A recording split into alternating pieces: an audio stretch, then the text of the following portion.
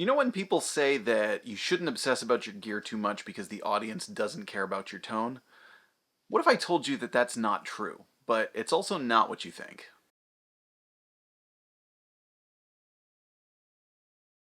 Hey everyone, I'm Jack Fossett, and welcome to Real Guitar Talk, where I'm tackling some issues of things that people say, things that people do, that I think need addressing for modern guitar players in a way that I haven't heard done before. And today I want to talk about this sort of pervasive thing that people like to say about the audience doesn't care. I think generally what it comes from is people obsessing over their gear too much and other guitar players trying to remind them really the performance is what's necessary, so maybe you shouldn't obsess about your gear so much. It's actually very, very similar to the whole tone is in your fingers argument. First of all, I can actually get behind that sentiment in general. Yes, we should be less materialistic, we should be less consumerist, we should be more focused on music than on stuff. I think that's really important. But I don't like the direction that this one goes because I think one, it's not true, and two, it's dismissive of the audience. But the thing is that the audience does care a lot about your tone, actually. They just don't care about it in the same way that you do. See, we take in a lot of information, and we make immediate subconscious judgment about things. This is pretty much everyone. You know, we're just sort of bombarded by stuff nowadays, by things going on around us, by media content. And in order to filter through all this, our brains sort of make these snap judgments about a lot of stuff that we don't even really think about. Here's the thing. I want to separate this into a couple of categories. Objectively good tone, stylistically good tone, and then also image is actually part of this too, believe it or not, which we'll talk about in a minute here. So first of all, when it comes to objectively good tone, some of you are already going to be like, wait a second, tone is totally subjective. It's actually not. There is a massive part of it that's subjective. You know, obviously what's a good tone for a country player is going to be totally different than what's a good tone for a death metal player. But there is one thing that I think makes objectively good tone, and it has to do with controlling frequency spikes. Your tone should be balanced. Now, I'm not saying that it doesn't mean you don't push the treble or you don't push the bass or whatever, but your tone should be balanced in a way where one frequency is not actually getting really crazy, because when it does that, it gets very unpleasant to listen to. So the obvious example of this is, think about a really, really bright, edgy rig that's so edgy it's painful to listen to. Okay, and it might be a really good guitar into a really good amp. It's just dialed in wrong or whatnot. That is going to be an objectively bad tone. It's actually going to kind of make people go like that. It can be the same with too much bass, where it just gets this sort of fat, gnarly swell. And what that communicates to your audience, when they hear that, if it's that unpleasant, what that communicates to the audience is, I don't have control over what I'm doing. And then they're going to make a snap judgment, even if it's subconscious, that this is an amateur performance. This is an amateur band. This is an amateur guitar player. This is someone that I don't really need to put too much stock into, because it's not up to snuff.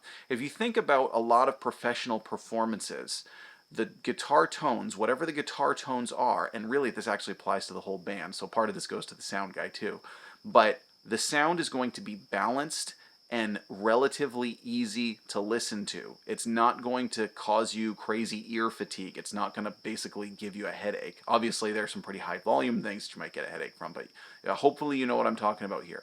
Make sure that you don't have unbalanced frequency spikes that are actually kind of physically painful to listen to, that make it sound like your tone is unprofessional, unrefined, generally amateur, because whatever your tone is, it's going to come across to the audience better if it's balanced and in control.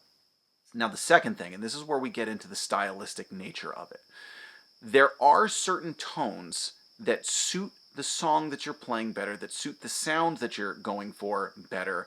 And this is a little bit more subjective, but basically if you're playing the wrong tone for the wrong song and you're not kind of matching the tone to what you're doing, again, the audience is going to make that snap judgment that this is an amateur that I don't really they're going to dismiss you, and you don't want pour your heart and soul into this. You don't want the audience to dismiss you.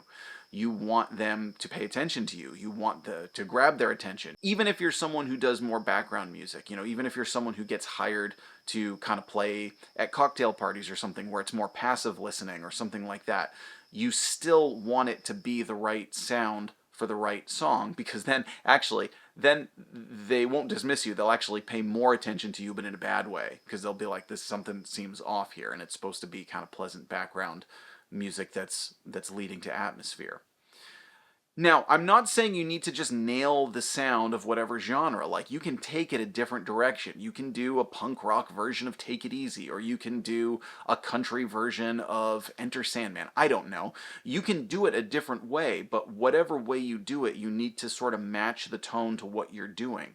If you're in a blues band and you're playing a Frankenstein amp. Anybody remember Frankenstein amps? If you're playing like with super, super high gain, it's gonna, again, it's not gonna fit. I'm not saying you can't use super high gain to play blues, but you'd have to kind of do it in a different way where the song matches the tone matches the song. If you just sort of plug the wrong tone into the wrong thing, again, it might make people kind of go like that.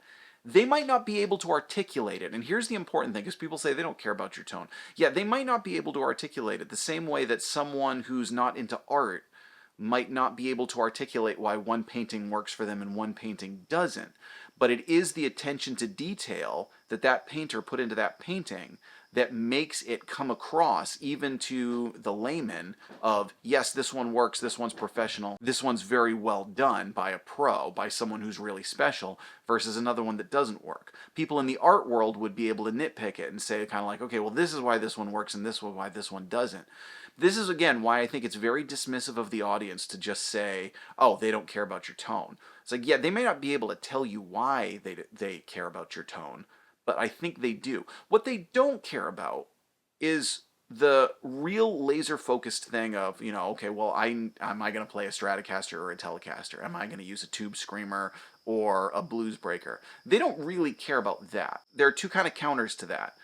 They care that you find the right tone for the right purpose, and you should actually care, because again, if you want to be like that painter who made the masterpiece, you should have attention to detail. You should play the right level of stuff for what you're trying to go for. And I'm not saying you need to go out and spend a ton of money. I know some people might kind of say like, well, this is a gear-oriented channel. I make money off of doing demos and reviews and stuff, so like obviously I'm going to tell people that they need to pay attention to their stuff.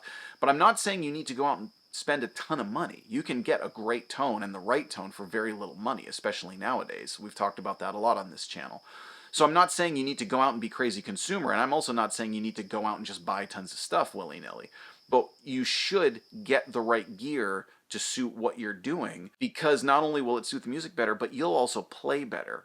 I know I play better if I'm playing a rig that I feel really good about and really comfortable about, and I know that the tone coming out of the guitar and the amp and the pedals, if I know that tone is really good, I get more jazzed up about it, which leads to me playing better. So it's important to you to lead to a better performance. It's important to the audience that it suits the music so that they don't dismiss you as an amateur.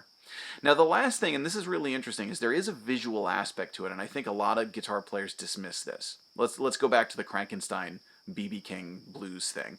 Let's say you're playing a blues gig, and you've got a Dimebag Darrell guitar with like the lightning bolts on it and stuff. Can you do it? Absolutely. Can you even make it sound bluesy? Absolutely. But that's another thing that sends a visual message to your audience. You're communicating something to your audience. You're communicating... Obviously, this is an extreme example. I don't see an awful lot of blues guys playing Dimebag Darrell guitars, but hopefully you understand where I'm going with this. You're communicating to your audience that I'm doing this differently than other people in my genre. Now, that's not necessarily a bad thing. It's not necessarily a good thing either. It's just kind of understanding what you're communicating to them.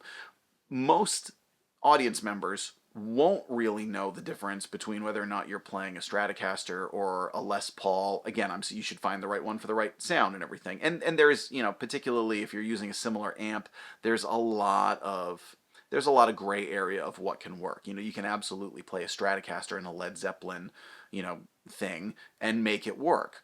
But, well, there's another one. Obviously, if you're in a tribute band or something, that's going to be a little bit different. If you are in a tribute band, you probably need to get the appropriate gear because there's that aspect of it. But for just a general kind of band, you know, you can make a lot of stuff work, but you have to be aware of the visual thing you're sending to your audience. It's actually applies to how you dress too. And Joe Bonamassa has talked about this. He talks about how he's the man in the suit when he's on stage, and how that kind of feeds into the show and the image. And people also want to see him for the vintage guitars. You know, man in the suit playing these vintage guitars. You know, there are other videos of Joe playing club gigs and stuff where he just puts on a regular outfit. And that's fine in that setting, but when you see him on the big stage, like, would anybody really be thrilled if they spent money to see Joe Bonamassa and he came out wearing like a schlubby outfit with a Squier Stratocaster? Could he play the same? Could he be awesome? Absolutely. But there's that other element that I think guitar players are dismissive of also. So just remember, you want to make the whole thing very professional. You want to communicate to the audience that you are in control, that you have something that you are giving that's different and at a high level than other people who are out there doing it. You need to kind of break through those snap judgments, and you do that by making sure that your tone has no bad uneven frequency spikes, by making sure you're playing the right tone for the right song, and by making sure that you're visually living up to the image that you want to convey to the audience. So that's what I think about this. Please let us know in the comments. What do you think about it? Do you think this is totally wrong and, no, the audience doesn't care, it's just entirely about the way you play? Or do you think there is some truth to this? Again, I want to hit the point one last time before we close out here, that it doesn't mean you need to go out and spend a ton of money. It does not mean that at all. You can get a relatively inexpensive guitar and a modeler that can get you a lot of the way. So I'm not saying, you need that $500 pedal. It's like, no, but you need to be conscious of suiting your sound to the music and being in control of your tone and your image. I'm Jack Fossett. This is Real Guitar Talk. Please remember to like, share, and subscribe, and we'll see you next time.